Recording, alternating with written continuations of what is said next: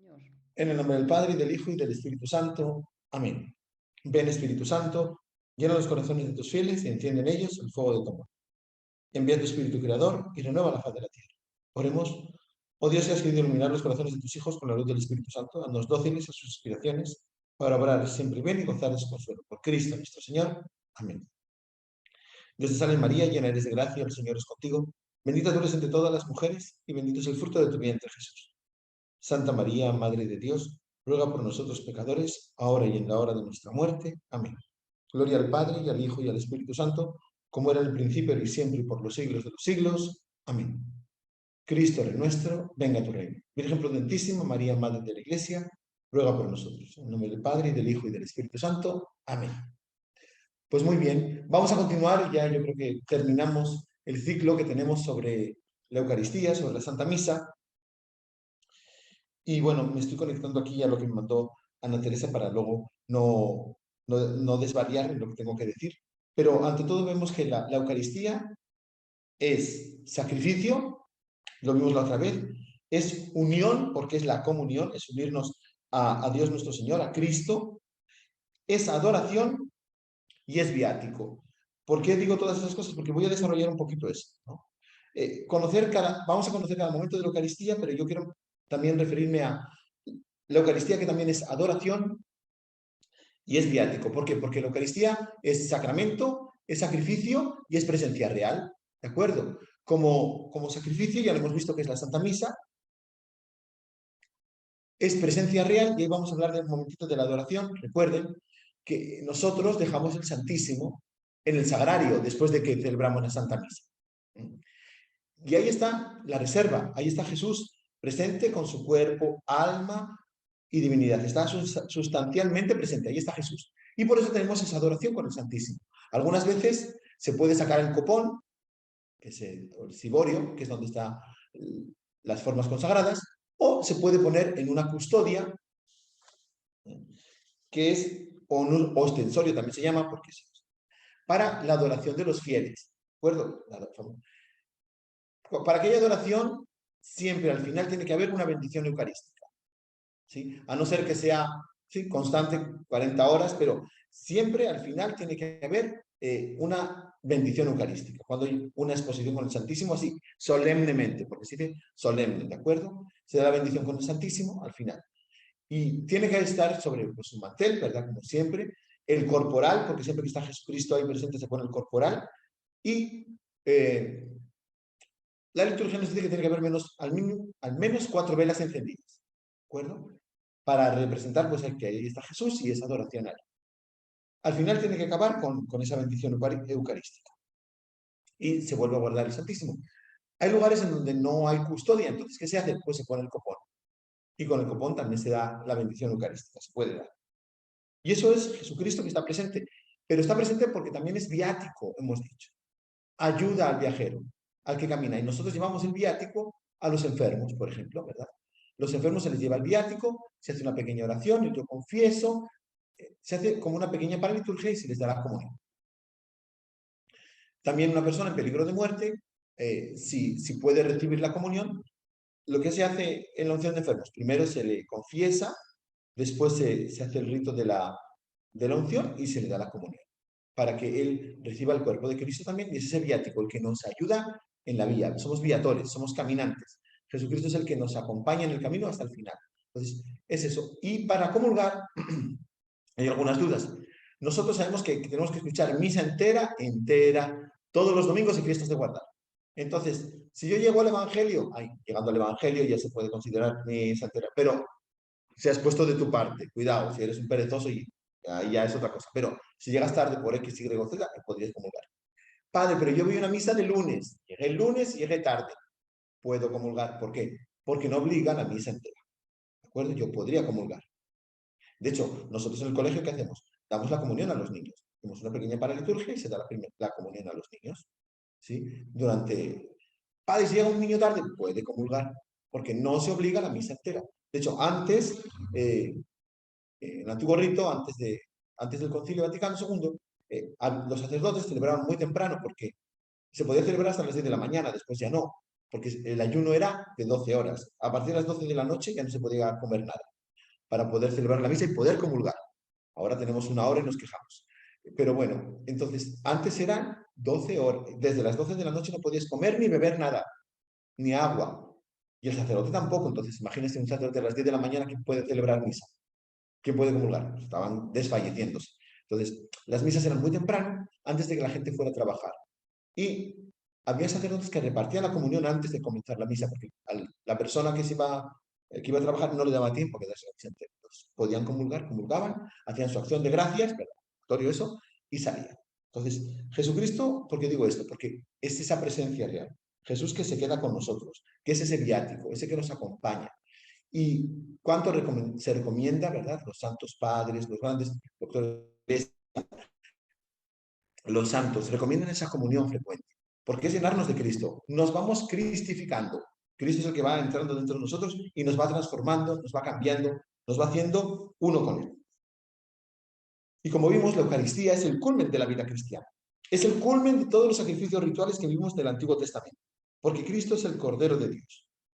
Y después de Pentecostés, como dice Pedro, hablando de Joel y de los Salmos, Cristo es el Mesías. Y el que crea y se bautice, se salvará. Entraron en comunión. Nosotros tenemos que entrar en comunión con Cristo. El bautismo nos ilumina, nos hace partícipes del Espíritu Santo, la confirmación. Pero lo que nos hace saborear el cielo, el don celestial, es la Eucaristía. Los sacramentos nos llevan a los misterios de Cristo y convierten ese cuerpo en Eucaristía. Y es la materialización de las Escrituras. Ahí está. Y pues si nosotros vemos los primeros cristianos, vamos a San Justino Mártir, ¿qué dice? Hacemos lo que Jesús hizo en la última cena. Hacemos lo que hizo Jesús la primera noche en Emaús, que era explicar las Escrituras y partir el pan. ¿De acuerdo? Ese es Jesús, que está presente en la Eucaristía. Y si nosotros vamos a las Escrituras, Scott Hans, que fue ese converso, ¿no? Cuando llegó a la primera misa, que él escuchó, estaba emocionado porque se dio cuenta de que los católicos utilizamos para la misa constantemente la Sagrada Escritura, en todas las respuestas. Nosotros empezamos, bueno, ¿cómo empezamos la Santa Misa? El sacerdote tiene que prepararse. Se recomienda que haga un poquito de oración, ¿no? Y se reviste. Y al revestirse se tiene que lavar las manos. Se pide que se lave las manos para que estén purificadas. Y se dice, se hace una oración en cada vez que se hace una de esas cosas. Concede a mis manos, Señor, la virtud de limpiar toda mancha, para que pueda servirte con pureza de mente y de cuerpo. Después se coloca el amito. El amito es una tela cuadrada que se puede poner alrededor del cuello y se ata junto al pecho. Algunos sacerdotes lo utilizan, otros no. Los que tenemos el alba que llega hasta el cuello, no. Pero si es abierta, se utiliza el amito para que no se vea ahí la parte de la sotana o del clérigo. Y se dice, impone en mi cabeza, Señor, el casco de la salvación para rechazar los asaltos del diablo. Se pone el hábito primero en la cabeza, se besa, se pone en la cabeza y se coloca, ¿no? Que representa ese casco para defendernos del enemigo. Después se pone el alba y se dice, purifícame, Señor, y limpia mi corazón, para que, purificado con la sangre del Cordero, pueda disfrutar de los goces eternos. Nos estamos refiriendo al Apocalipsis, los que van vestidos de blanco, los que siguen al Cordero, ¿se acuerdan? Ahí estamos. Y nos vestimos, ¿por qué nos ponemos esa alba? Que alba significa eso, blanco. Porque es la túnica que llevaba Jesús. Nos estamos revistiendo de Cristo. ¿De acuerdo? Estamos poniéndonos las vestiduras de Cristo. Después del alba se pone el cíngulo, es el cinturón. Y dice, cíñeme el Señor con el cinturón de la pureza y extingue en mis entrañas el fuego de la concupiscencia, para que permanezca en la virtud de la continencia y la castidad.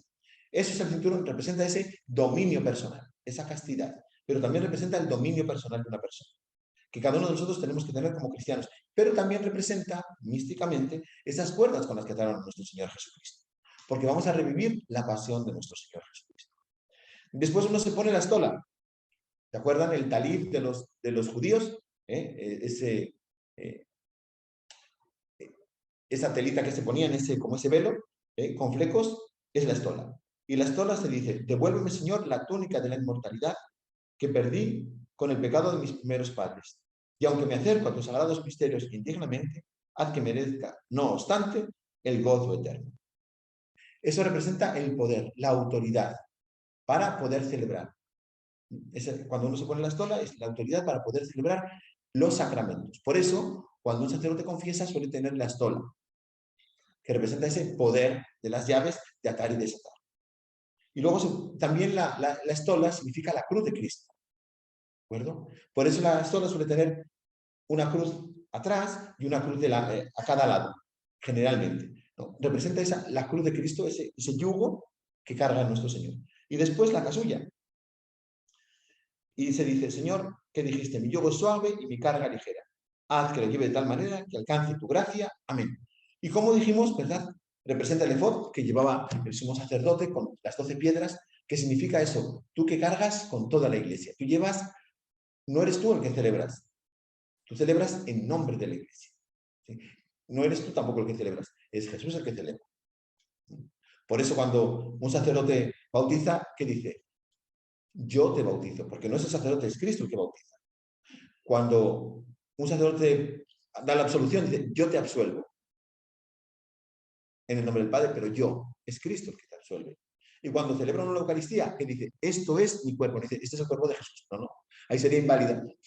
Él dice, esto es mi cuerpo. ¿Por qué? Porque Cristo, por eso nos hemos revestido de Cristo con las insignias sacerdotales para acercarnos al altar de Dios. Y aquí una cosa, nosotros tendríamos que celebrar con todas estas. ¿De acuerdo? Hay algunas personas, algunos sacerdotes que celebran solo no se ponen la casulla. El Papa Juan Pablo II lo repitió varias veces, que siempre se celebre con casulla. Padre, pero eso es una concelebración muy grande. Bueno, es una concelebración muy grande. El Papa dice que se tengan suficientes para celebrar con casulla. ¿Mm? Que hay cuestiones, pues hay cuestiones. Pero así se tendría que hacer. ¿De acuerdo? Y bueno, en cuanto a las concelebraciones, también el Papa Benedicto XVI dice que las concelebraciones de sacerdotes que no sean muy grandes. De tal modo que imagínense, yo estoy a 300 metros del altar y estoy diciendo, esto es mi cuerpo. No, pues no puedo decir esto. Tendría que decir, aquel. Aquel es mi cuerpo. No. Y la consagración es mi cuerpo. O sea, tiene que estar cerca de la Eucaristía. Por eso se dice que el Papa Benedicto XVI pidió que no hubiera unas concelebraciones multitudinarias, así como tantísimos sacerdotes, porque se pierde el fervor.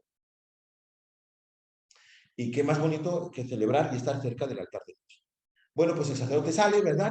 Y entonces hay el canto de entrada, que se puede hacer. Si no hay canto de entrada, entonces se lee el introito, ¿sí? Que es la introducción, que es una frase de la Biblia. El altar, como dijimos, ¿verdad? Representa a Jesucristo, que es la piedra angular. ¿De acuerdo? No son los cimientos, piedra angular. La piedra angular es la que queda justo en la cúspide del arco, la que da sostén a todo el arco. Entonces, Jesucristo, que es la piedra angular, la piedra que desean los arquitectos, es ahora la piedra angular, es el Señor quien lo ha hecho, es un milagro patente. Ese es Jesús, esa piedra, que es piedra de tropiezo también, y es ese altar, que es piedra, pero que también es mesa, la mesa de la Eucaristía. Y entonces siempre se suele poner una reliquia de los mártires en el altar, ¿de acuerdo? O de un santo, metido ahí, incrustado en el altar, y el altar, pues como dijimos, está cubierto con el mantel, que tendría que ser blanco. Antiguamente era obligatorio de lino y 3, pero bueno, ahora es 1, pero tiene que ser blanco, que representa a todos los cristianos, nosotros que envolvemos a Cristo y recibimos su gracia y como que le arropamos. Y tiene que haber mínimo 2 velas, ¿no? 2 velas, puede haber 4 o 6. Y cuando viene un obispo, se puede poner una 7ª vela, recordando, ¿verdad?, los 7 dones del Espíritu Santo, la plenitud del sacerdocio. Ahí se puede poner una 7ª vela en medio. Y el Papa Benedicto XVI también dijo que sobre el altar siempre haya una cruz. ¿Por qué? Porque el sacrificio de Cristo es incruento, es la Eucaristía. Entonces, ¿y qué hace el sacerdote nada más llegar? Besa el altar. ¿Y cómo lo besa? Pues poniendo las manos a los lados, ¿verdad? Y besa el altar. ¿Por qué digo eso? Porque cuando llegan los diáconos si besan el altar, lo besan con las manos juntas. ¿Sí? Porque tienen el primer grado del sacerdocio. Cuando llega el sacerdocio ya es, ¿no? ¿Y ese beso qué es? Pues un beso de cariño. En el antiguo rito se besaba varias veces el altar. pero ahora solo hay dos besos, al inicio y al final, que es como cuando uno llega a casa, que dice a su mamá, hola mamá, un beso. Y cuando se va, mamá, hasta luego, un beso. Pues lo mismo, damos un beso a nuestro Señor. Y no solo nuestro, sino de todos los cristianos. Entonces damos el beso al altar y se hace ese saludo. En el nombre del Padre, y del Hijo, y del Espíritu Santo. Amén. ¿No? Que aparece en Mateo 28, 19. ¿Sí? Ahí estamos. Ya estamos haciendo algo que aparece ahí, en la Biblia. Y después, el Señor esté con ustedes. Que eso está en 2 Timoteo 4:22. O también, la gracia de nuestro Señor Jesucristo, el amor del Padre y la comunión del Espíritu Santo estén con todos ustedes. Que está en 2 Corintios 13:14. Y después tenemos el Señor ten piedad. Después ya voy, pero voy primero dando las citas bíblicas. El Señor ten piedad está en Lucas 18, en 2 Timoteo 1:16. Y el gloria, pues el gloria, la primera parte está en Lucas 2:14. Los ángeles. Gloria a Dios en el cielo y en la tierra, paz a los hombres que aman al Señor. Y después, tú solo eres santo, tú solo Señor, tú solo Altísimo Jesucristo. Apocalipsis 15, 3, 4. Y si nosotros luego vamos al santo, santo, santo, aparece en Isaías 3, 6, 3, perdón, Juan 12, 13, Apocalipsis 4, 8, y el aleluya, ¿de dónde sale? Pues de los salmos, del Salmo 111, del 118, y en el Apocalipsis 19, cantan aleluya. ¿Y la consagración, dónde la encontramos? Pues en Lucas 22, 19, 20. Y luego tenemos el Padre Nuestro, y el Padre Nuestro, Mateo 6. Y este es el Cordero de Dios, Juan 1, 29. O también Mateo 8, 28, 8, 8. El Señor, yo no soy digno de que entres en mi casa, pero una palabra tuya bastará para salvar. Ahí está. Y es justo y necesario cuando decimos, en verdad es justo y necesario que debe salvación, está en 1 Tesalonicenses 5:18, que dice, en todo momento den gracias a Dios. Ahí estamos, agradeciendo a Dios. Y cuando nos signamos, vuelvo otra vez al comienzo, voy para adelante y para atrás, perdón. Cuando nos signamos con la señal de la cruz o hacemos, nos persignamos antes del Evangelio, eso está en 1 Tesalonicenses 5:18, que dice, sígnense con el signo de Cristo. ¿Cuál es el signo de Cristo? La Santa Cruz. Y si vamos a Ezequiel 9:4, dice, los salvados tenían en su frente la tau. La tau es la T, ¿no? Que es la cruz, que así se escribía antiguamente. Entonces, todos los salvados tenían el signo para ser salvados, por eso hacemos la señal de la cruz, que es la señal del cristiano. Cuando aprendemos el catecismo antiguo decía, ¿cuál es la señal del cristiano? La señal del cristiano es la Santa Cruz. Y luego los salvados, dicen Apocalipsis 7:3 o 14:1, los salvados eran marcados en la frente con el nombre del Cordero, la cruz de Cristo. Tenemos velas, hemos dicho, porque en Apocalipsis vemos las 7 lámparas. ¿Se acuerdan al inicio del Apocalipsis? Las 7 lámparas sobre las que estaba una persona vestida de blanco, con túnica talar, en medio, sacerdote, las velas, esas 7 velas que hemos dicho, o son 6, y la séptima es entonces la vela del Santísimo, que siempre cuando está el Santísimo en el sagrario, hay una vela roja, el testigo, esa veladora que representa, que dice, aquí está Jesús. Y siempre tiene que ser el número impar. 1, 3, 5, ahí está. Pero está diciéndonos, ahí está Jesús. Y cuando se ofrecen las oraciones de los fieles, acuérdense de los 24 ancianos del Apocalipsis, cuando tiraban sus cítaras, cantaban, tiraban sus coronas y derramaban sus perfumes delante de Dios. Apocalipsis 4, 5. Y luego tenemos las clases sacerdotales. Eso podemos ir a Crónicas, primera de Crónicas 24. Pero también tenemos el incienso. Al inicio de la misa también se puede incensar el altar, y se incensa el altar, la cruz y las imágenes que están a los lados, ¿no? Ahí es la primera incensación. En esa incensación nos acordamos de los santos, que es la oración de los santos. Habíamos dicho que esa oración de los santos que sube a Dios, toda la oración, todas las oraciones son escuchadas por Dios, todas. Ese incienso representa esas oraciones de todos los cristianos que están subiendo. Y ese incienso que se está quemando representa también el dolor de cada uno de nosotros. Ese sufrimiento, que también se lo estamos ofreciendo a Dios, ya está subiendo a Él. Y eso aparece, ese incienso aparece en Apocalipsis 5:8 o en Apocalipsis 8:4. Y recuerden las reliquias que hay debajo del altar. En Apocalipsis 6:9 aparecen los santos debajo del altar, ¿no? Que estaban diciendo, ¿cuándo, Señor, será justicia en el mundo. Ahí está. Y levantar la copa, cuando el Padre levanta el cáliz, recuerda el Salmo 116, alzaré la copa de la salvación invocando tu nombre, Señor.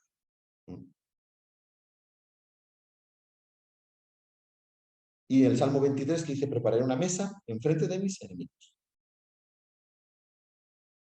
Ahí está, o sea, he dado pequeños datos ahí de la Escritura que aparecen, esas oraciones que decimos constantemente que no nos damos cuenta que están ahí en esta Sagrada Escritura. Entonces vuelvo otra vez para atrás. Llega el Padre, hace la señal de la cruz y puede incensar el altar. Incensa el altar que representa a Cristo, incensa las imágenes de los santos que están en el cielo y incensa la cruz. ¿De acuerdo? Y después ya hace eso. El saludo de entrada, ¿no? Y hace la oración colecta. Y entonces, ustedes han visto que cuando el Padre dice, oremos, junta las manos. Hay ese momento de silencio para que todos oremos, para que todos pongamos ahí nuestra oración. Y la oración colecta es, como dijimos, es recoger las oraciones de todos. Señor, tú que... Y ya, abre las manos y ahí es esa oración sacerdotal que se la está ofreciendo en nombre de todo el pueblo a Dios. ¿De acuerdo? Es eso. Después de la oración colecta, bueno, si hubo gloria, dijimos antes, si hay gloria, pues es los días de fiesta, que nos recuerda ese canto de los ángeles, que cantan a Dios. El Padre se sienta, ¿verdad? Y empiezan las lecturas. Siempre hay lecturas que nos están hablando de todo del Evangelio, que es la segunda parte, y del Antiguo y Nuevo Testamento. Se divide en años pares y años impares. Bueno, entonces, en el año par hay una lectura y un salmo, y el año impar hay otra lectura y otro salmo. El Evangelio es el mismo para los años pares e impares. Eso los días de entre semana. Cambian las fiestas de algún santo especial, que es obligatorio celebrar, entonces pueden oraciones, tienen además de oraciones, tienen lecturas especiales y los domingos cambian. Hay 3 ciclos, ciclo A, ciclo B, ciclo C. Ahora estamos en el C. Mateo, Marcos y Lucas. Y se va leyendo en esos 3 años y en los 2 otros, y en 2 años todo el Antiguo Testamento, se lee casi todo el Antiguo Testamento y el Nuevo Testamento. Me van a decir, ¿y Juan cuándo se lee? Juan se lee en las fiestas. Siempre en las fiestas van a ustedes escuchar el Evangelio de San Juan y en la Pasión. Entonces, ahí estamos asistiendo a ese banquete, ¿verdad? Como dijimos, la Eucaristía, la Santa Misa se divide en la liturgia de la palabra y la liturgia eucarística. Estamos en la liturgia de la palabra. Ahí estamos recibiendo el banquete de la Eucaristía. Perdón, de la palabra de Dios. En este banquete de que Jesús nos va explicando las Escrituras. El lugar mejor donde uno puede escuchar la palabra de Dios es en la liturgia, porque ahí Dios es donde nos habla. ¿Y cuántas veces, no sé si les ha pasado a ustedes, que o en las lecturas, o en la oración colecta, o Dios te habla ahí en ese momento que justo, como digo, te da justo ahí, te da en la llaga, porque Dios es Dios. Y aunque todos leamos lo mismo, no entendemos todos lo mismo. Y el sacerdote, ¿verdad? Luego se levanta y hace una oración. Purifica, Señor, mis labios y mi corazón para que anuncie tu evangelio dignamente. Y por eso se inclina ante el altar, ¿verdad? Y pasa a leer el evangelio, que la puede leer también un diácono. Y antes de eso está el aleluya. Y cantamos aleluya y nos ponemos de pie. Padre, ¿por qué nos ponemos de pie? Porque nos ponemos de pie cuando viene Cristo, cuando vamos a orar a Cristo. Y el evangelio es la palabra, no solo de Dios, sino la palabra de Jesús. Entonces, por eso escuchamos el evangelio de pie, mientras que las lecturas las escuchamos sentados. ¿De acuerdo? Nos ponemos de pie, con el aleluya, escuchamos la palabra de Dios, escuchamos la palabra de Jesús, dice, palabra del Señor, decimos, gloria a ti, Señor Jesús. Y el sacerdote dice, por las palabras de este evangelio se han perdonado mis pecados. Y besa el evangelio. Y da la homilía, breve, dice el Papa Francisco, no más de 10 minutos, lo breve es bueno, 2 veces bueno. Y sobre lo que corresponde al evangelio, o sobre la liturgia, o si el sacerdote está dando una catequesis a lo largo del año, pues esa catequesis. Pero que no se salga de eso. Después de ahí, ¿qué viene? El credo y la oración de los fieles. El credo podemos rezar el credo, el símbolo de los apóstoles, o el icono constantinopolitano, cualquiera de los dos. Y la oración de los fieles se suele hacer los domingos.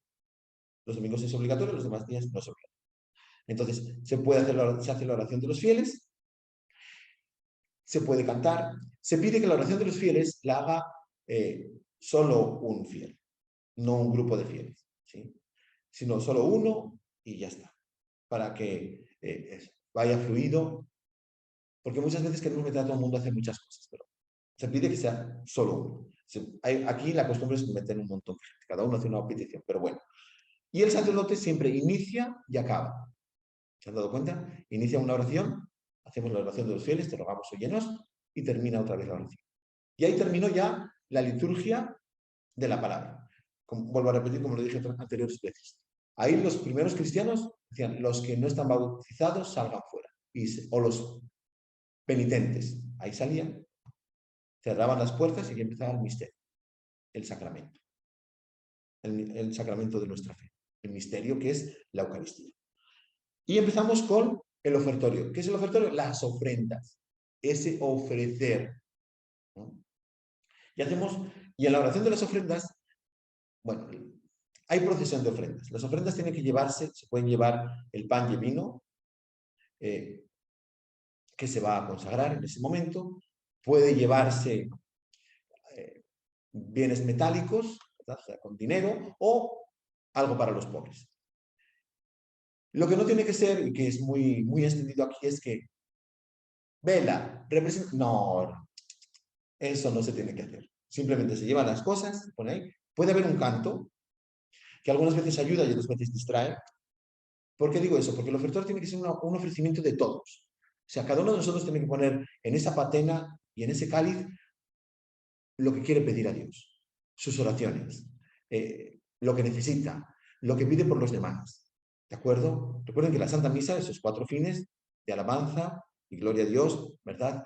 De pedir perdón por nuestros pecados, de expiación por ellos y de pedir por los demás, pues también ahí tenemos que poner.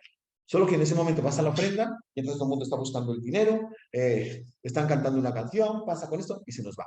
No, que sea un momento de verdad de recogimiento, de oración, de estar hablando con Dios, de comentarle eso que nosotros necesitamos.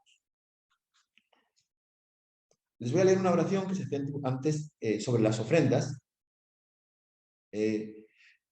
Ahora se hace la oración de bendición del pan y del vino que hacen los judíos en la fiesta de Pascua. Bendito sea el Señor Dios del universo por este pan, fruto de la tierra y del trabajo del hombre, que recibimos tu generosidad y ahora te presentamos. Él será para nosotros, ya eso ya es nuestro pan de vida. Y decimos nosotros, bendito seas por siempre, Señor. Antes se hacía esta oración sobre la hostia.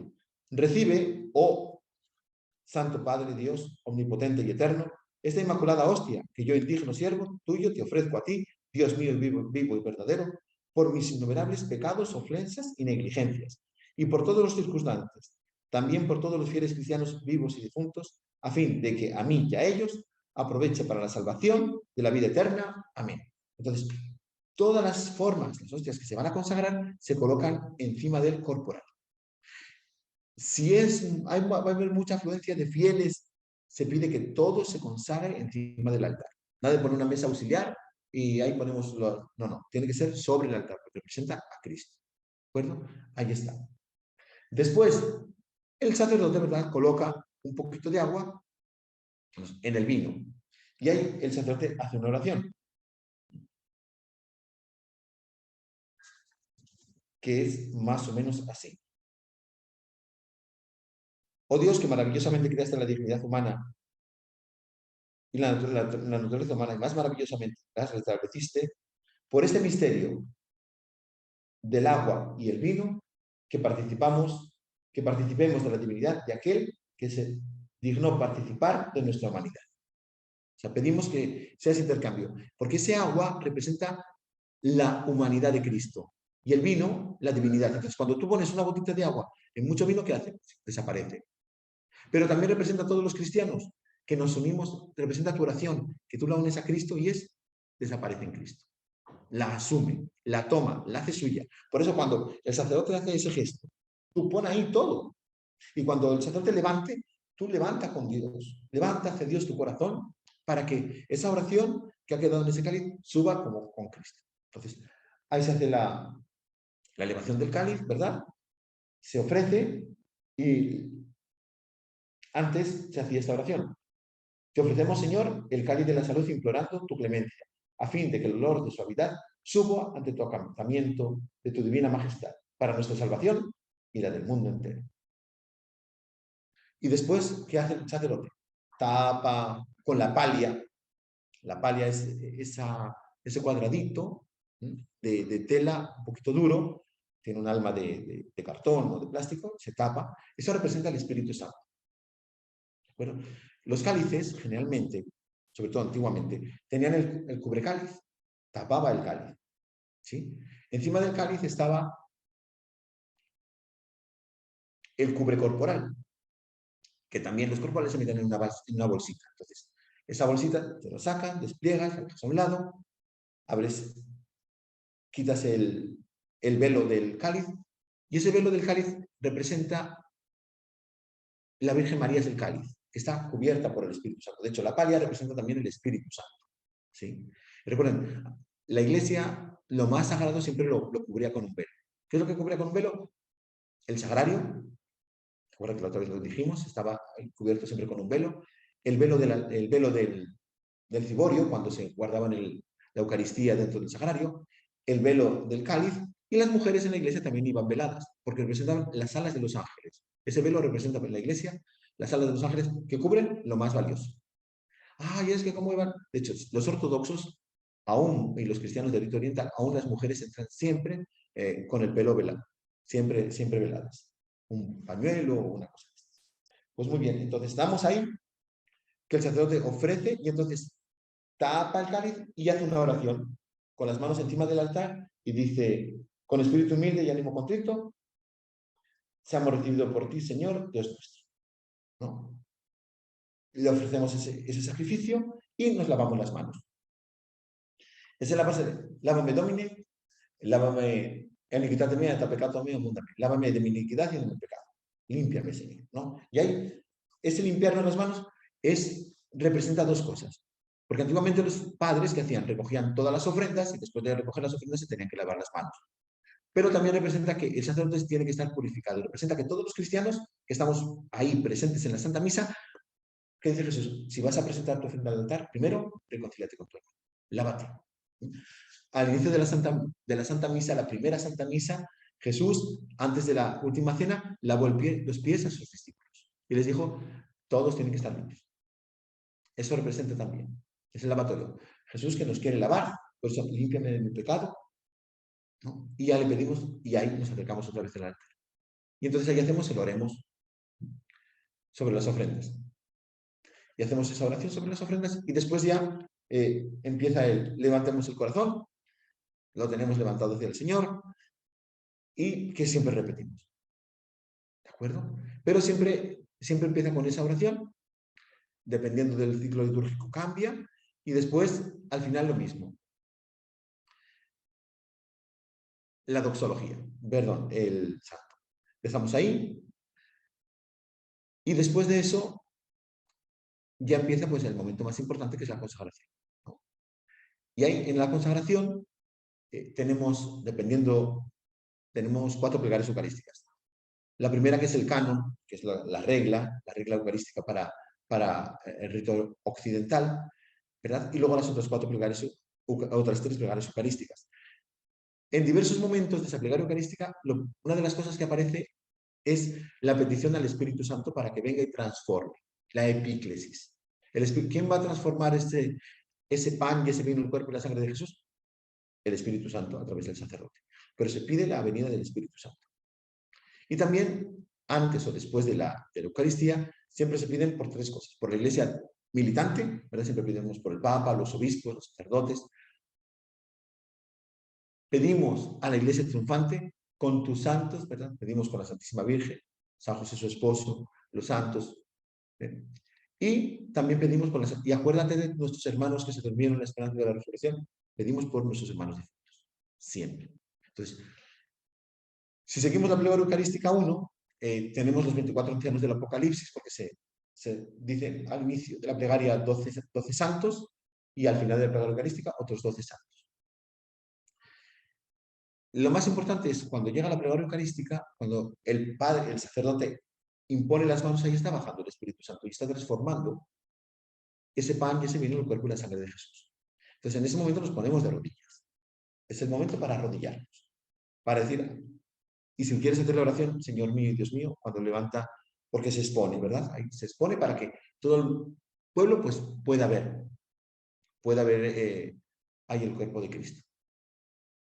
Entonces, levanta primero el cuerpo de Cristo, ¿no? Lo adoramos reverentemente, el sacerdote hace su confesión, se levanta, consagra el vino, los, los pone otra vez a los fieles, hace su confesión y sigue adelante. Ahí está Jesús, ya está presente. Ahí está.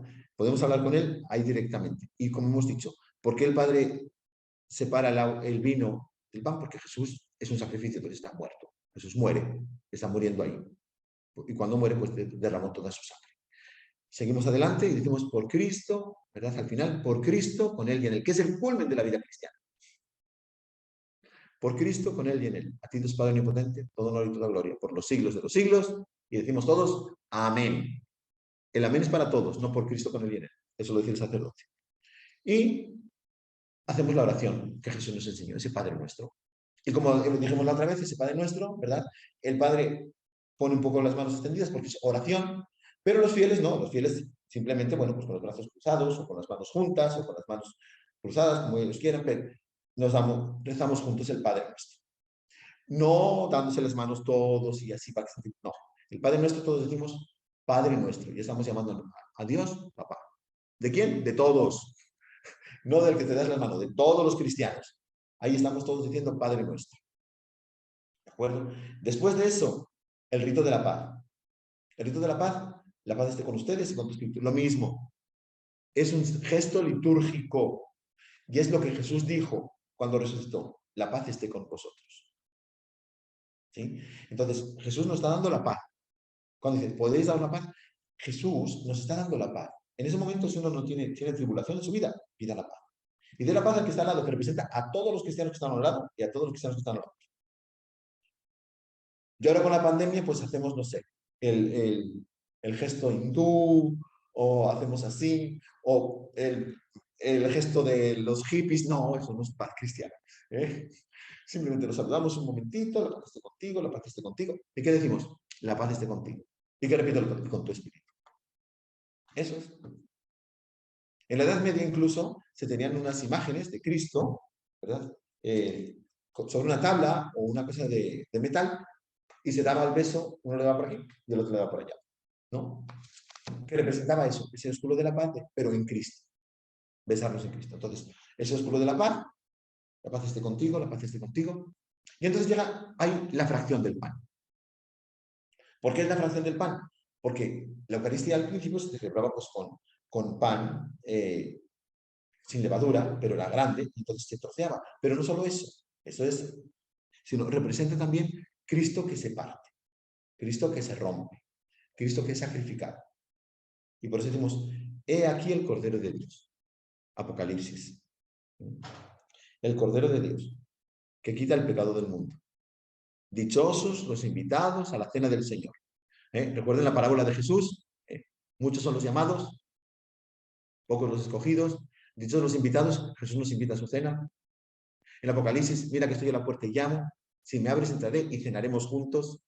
¿Por qué cena? Porque siempre cuando eres chiquito, ¿por qué cenas estamos celebrando en la mañana? Porque es la última cena. Pues Cristo muerto ahí, ¿sí? Y nosotros que decimos, Señor, no soy digno de... Y muchas veces lo decimos en la carrera, con tranquilidad y sintiéndolo de corazón. Señor, no soy digno de que entres en mi casa. Pero una palabra tuya bastará para estar. Y decirlo con toda la devoción del corazón. Y entonces ahí, ¿y qué hace el Padre? Pues un pedacito, ¿verdad? Un pedacito de la Eucaristía, lo deposita en el cáliz. Y ahí representa la resurrección de nuestro Señor Jesucristo.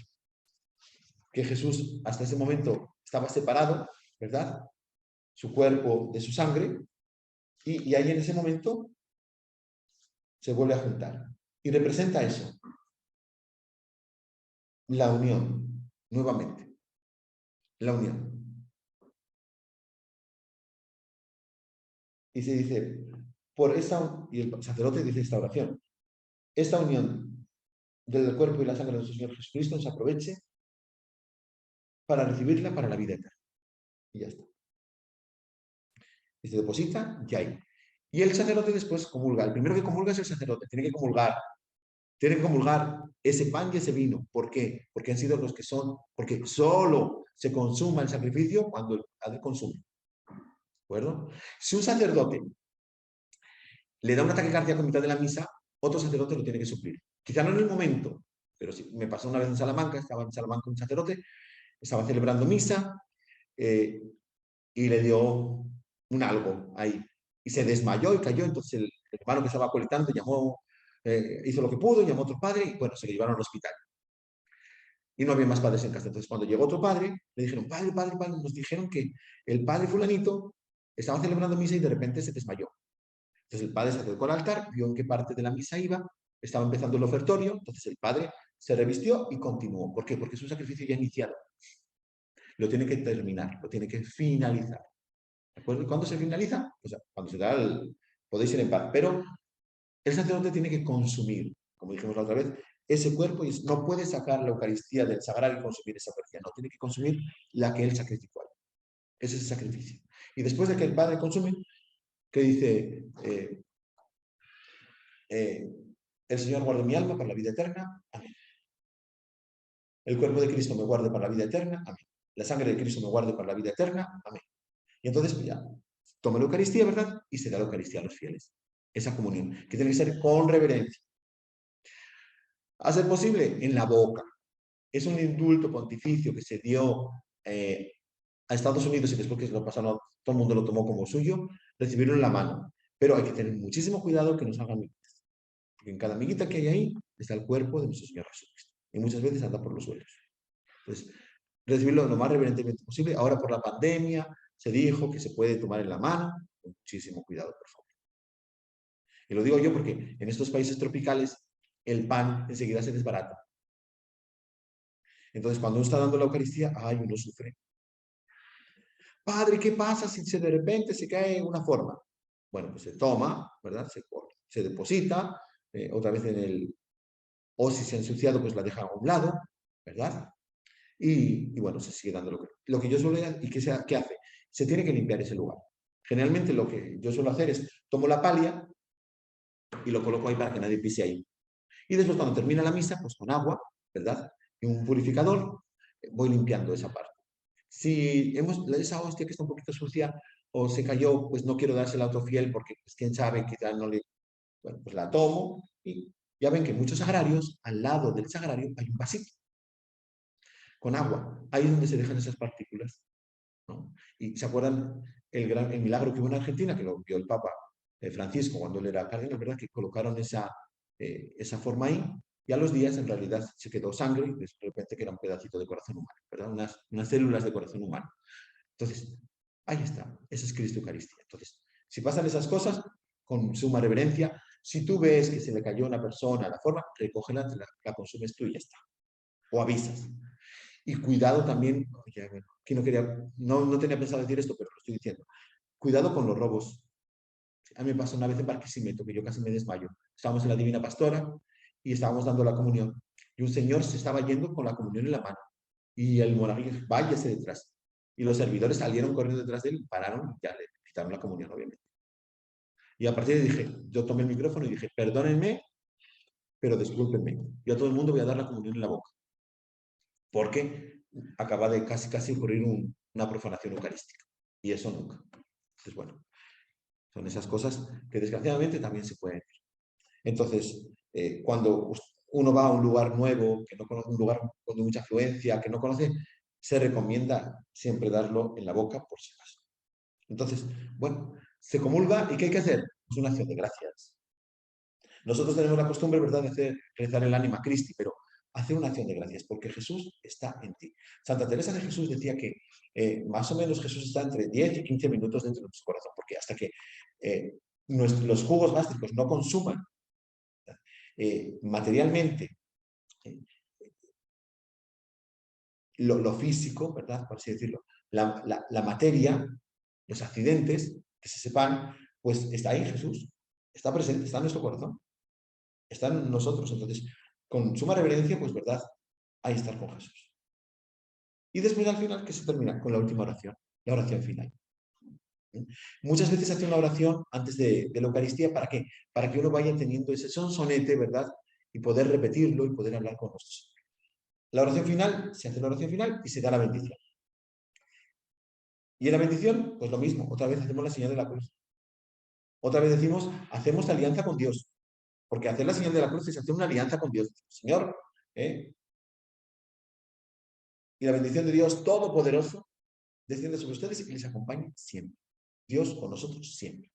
Y como dijimos, eso, hacemos ese pacto, porque cada vez que hacemos la señal de la cruz hacemos un pacto solemne con Dios, que es decir, tú eres mi Señor, yo soy tu siervo. Hacemos un pacto para siempre, tú conmigo y yo contigo. Y después dice el sacerdote, podéis ir en paz. Que es ir en paz, pero no solo ese ir en paz, sino como dijimos la otra vez, ¿verdad? Ese ite misa es, que es ite, es el mito, es enviar. Sois enviados. Sois enviados de parte de Jesús al mundo, ¿no? Para ser esa levadura que fermente la masa. A eso nos llama Jesús. Entonces, Jesús es el Cordero de Dios que decimos. Y cuando acaba la misa, por favor, respeto en la misa. Respeto en la... porque muchas veces lo convertimos en un lugar que no es. No es un lugar para hablarlo la iglesia, la capilla. Si queremos hablar fuera, hay un lugar para hablar mucho, pero con Dios. Por eso tiene que haber ese silencio, ese recogimiento dentro de la iglesia. Ese poder estar con Dios. Pues hemos recibido el Cordero de Dios. Recuerden, el Apocalipsis nos habla mucho de eso. ¿Sí? 28 veces se dice que Jesucristo es el Cordero de Dios. ¿Se acuerda de los vestidos de blanco? El Apocalipsis tiene que ver mucho con la Eucaristía, porque el Apocalipsis es también la última Eucaristía. Vestidos de blanco, como los sacerdotes. Se repite también en el Apocalipsis, santo, santo, santo es el Señor, como nosotros. Se dice aleluya, como nosotros. El Cordero de Dios que está degollado de pie, o sea, está degollado, muerto, pero está de pie, resucitado por nosotros. Esas velas, ese incienso, me faltó un incienso. Después de que también se puede incensar, antes de leer la palabra de Dios, antes de leer el Evangelio, se puede incensar el Evangelio. Pues se incensa el Evangelio. Si es en Pascua, también se incensa el cirio pascual.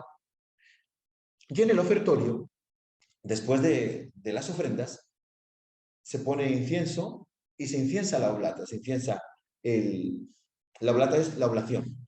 El pan y el vino que se van a consagrar, se inciensa alrededor del altar y se da el incensario al acólito o al diácono. Y el diácono va al centro frente del altar, inciensa a los fieles.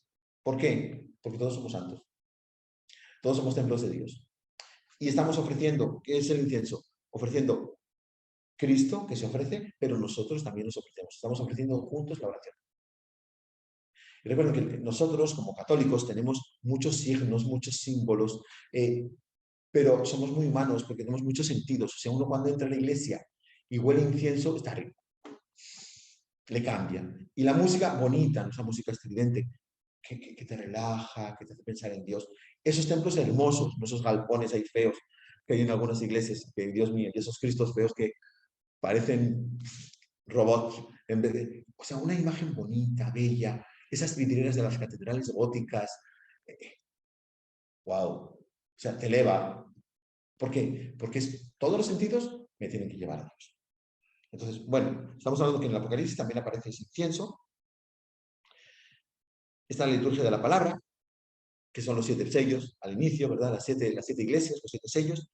Y después ya la liturgia eucarística, que es el matrimonio, las bodas del Cordero.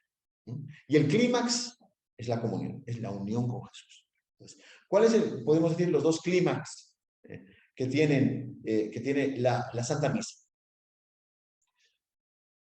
La consagración, porque Jesús se hace presente, pero el fin último de esa consagración es que tú recibas a Jesús. Que tú comulgues, que Jesús llegue a tu corazón, porque eso lo dice Él. Tomad y comed. Esto es mi cuerpo. Tomad y bebed. Eso, toma y bebe. Toma y come. No es obligatorio. Y tenemos que estar en vida de gracia y en amistad con Dios. Pero ese comulgar. Ese recibir a Jesús porque Jesús viene a nuestro corazón. No sabremos lo que es una misa hasta que estemos ahí arriba y veamos una y vamos a cara, lo que representa cada vez que yo comulgué y no me daba cuenta ya abajo.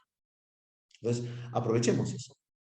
Que cada Santa Misa la vivamos de verdad, entregados, con todo el corazón, con toda el alma, y viviendo cada cosa, o sea, cada cosa tiene su sentido. Cuando tú ves el velo, como decía, el velo sobre el cáliz, la Santísima Virgen que se hace presente, porque siempre estuvo presente con los apóstoles, estuvo presente al pie del Calvario, y cuando abre el pan corporal, se llama corporal porque va a tener el cuerpo de Cristo, es María que está abriendo los pañales, pero también es Jesús, ¿verdad? Como decía el Padre Pío, que le están despojando de sus vestiduras. Ahí está, o sea, todo tiene ese simbolismo. Cuando ustedes ven que el Padre coloca la palia sobre el cáliz, ahí está el Espíritu Santo que estaba. Cuando el Padre levanta el cáliz, ahí estoy ofreciendo mis oraciones. Cuando se presenta Jesús, Jesús no soy digno. Y cuando nos acercamos a algún lugar, ¿cómo tenemos que hacer? Con toda la reverencia y con todo el amor. Pidiendo a Jesús que llegue a nuestro corazón y nos transforme, nos haga lo que Él quiere que haga ser de nosotros. Que haga Él, Señor, transfórmame y hazme como tú me quieres. Y pedirle, ofrecerle, darle, pero darle gracias. Porque somos muy buenos para pedir, pero muy malos para agradecer en general. En particular, pues hay gente muy agradecida, pero qué hermoso es, de verdad, agradecer a Dios. Primero, gracias por venir. Gracias porque cada Eucaristía es un nuevo Belén, es un nuevo Calvario, es una nueva resurrección, es una nueva ascensión. Id por el mundo entero y predicad el Evangelio. Id. Es un nuevo Pentecostés porque Jesús me ha llenado también, con su Espíritu Santo, obviamente. Es eso, y es un prepararnos para la segunda venida, porque ¿qué decimos? Anunciamos tu muerte, proclamamos tu resurrección. Ven, Señor Jesús. Maránata, ven, Señor Jesús. Ahí estamos, esperando la venida, ansiosa venida de nuestro Señor Jesucristo. Cuando venga sobre las nubes del cielo, ya no como la primera vez, como un niño desvalido, sino como Rey de Reyes y Señor de Señores. Como Cordero, pero como León, el León de Judá. Y entonces ahí sí, dirá, venid, bendito es mi Padre. Pues ahí ojalá y estemos viviendo esa Eucaristía para que cuando Él venga, estemos a su derecha, con la gracia de Dios. Muy bien, no sé si he completado todo, quizá me dejé alguna cosa. Importante, la genuflexión, cuando entramos a una capilla y vemos a Jesucristo ahí en la Eucaristía, hacernos la genuflexión, ¿verdad?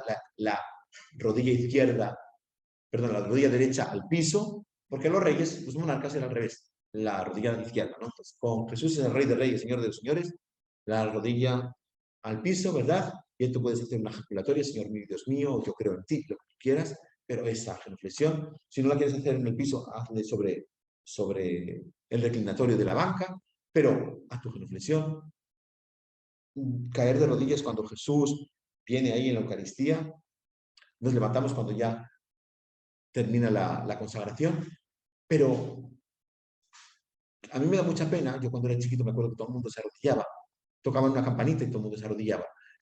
Ahora la gente muchas veces no se arrodilla, pero es que la gente, cualquier persona es grande cuanto más se humilla delante de Dios.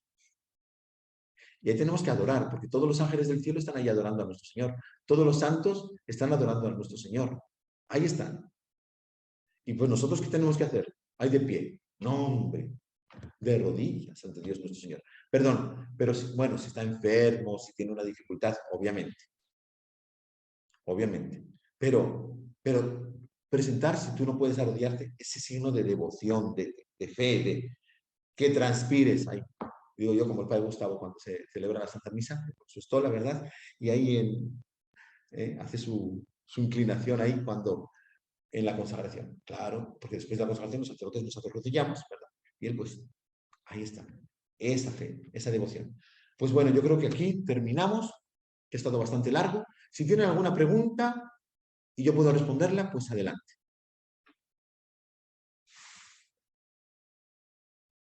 Padre, yo tengo una pregunta que me quedé pensando cuando usted explicó la epíclesis y después la consagración, ¿en qué momento efectivamente se convierte el pan? ¿Cuándo se realiza, cuándo ya decimos está ahí? Cuando el Padre acaba de pronunciar la última palabra. Esto es mi cuerpo que será entregado por vosotros. Haced esto en memoria. Ahí, ya está. Ahí está Jesús. Cuando toma el cáliz y termina, ahí está Jesús. Y la epíclesis es eso, es Espíritu Santo, ¿verdad? Que que revolotea sobre las aguas y en ese momento toma ese gesto del sacerdote, que son sus manos, y esa voz del sacerdote, y es Jesús el que está realizando esa acción. ¿Sí? Por eso esto es mi cuerpo.